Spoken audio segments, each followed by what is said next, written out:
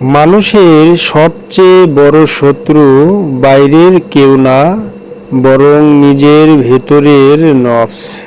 এই ভিডিওতে তুলে ধরা হয়েছে নফস কি, কিভাবে এটা মানুষকে ধ্বংস করে এবং কেন নফসের মৃত্যু ছাড়া মারফতের দরজা খোলে না।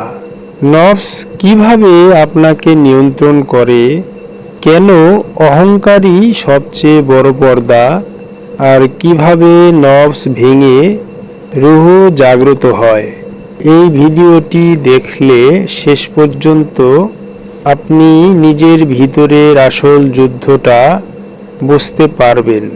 তুমি ভাবো তোমার শত্রু বাইরের কেউ, কেউ তোমাকে কষ্ট দেয়, কেউ তোমার বিরুদ্ধে, কিন্তু আসল সত্যটা অনেক ভয়ঙ্কর। তোমার সবচেয়ে বড় শত্রু তোমার খুবই কাছে, তথা তুমি নিজেই। তোমার ভেতরে একটা শক্তি আছে যা সব সময় তোমাকে নিচের দিকে টানে। লোভ, কামনা, অহংকার, এই সবই নফস। নফস কখনো চায় না তুমি সত্য জানো, কারণ তুমি জেগে উঠলে তবেই নফসের মৃত্যু হবে। নফস খুব চতুর।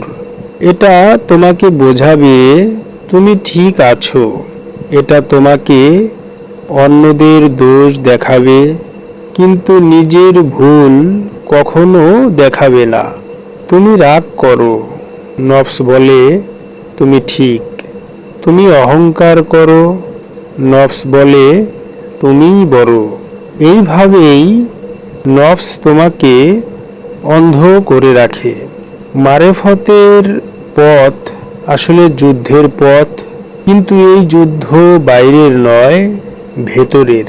প্রতিদিন তুমি দুই দিকে টান অনুভব করো, একটা টানে নিচে, আরেকটা টানে ওপরে। এই যুদ্ধটাই নফস আর রূহের যুদ্ধ। যেদিন তুমি বুঝতে পারবে তোমার সব কষ্টের মূল তোমার নিজের নফস, সেদিন থেকে পরিবর্তন শুরু হবে। তুমি অন্যকে দোষ দেওয়া বন্ধ করবে, নিজেকে দেখতে শুরু করবে। এটাই জাগরণ।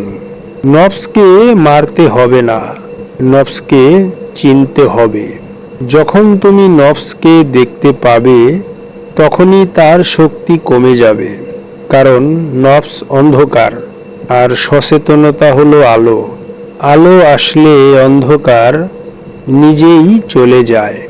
যখন নফস দুর্বল হয়ে যায়, তখন রূহ জেগে ওঠে। তখন তুমি হালকা অনুভব করো, শান্তি অনুভব করো। তখন তুমি প্রথমবারের মতো নিজের আসল সত্তার কাছে পৌঁছাও।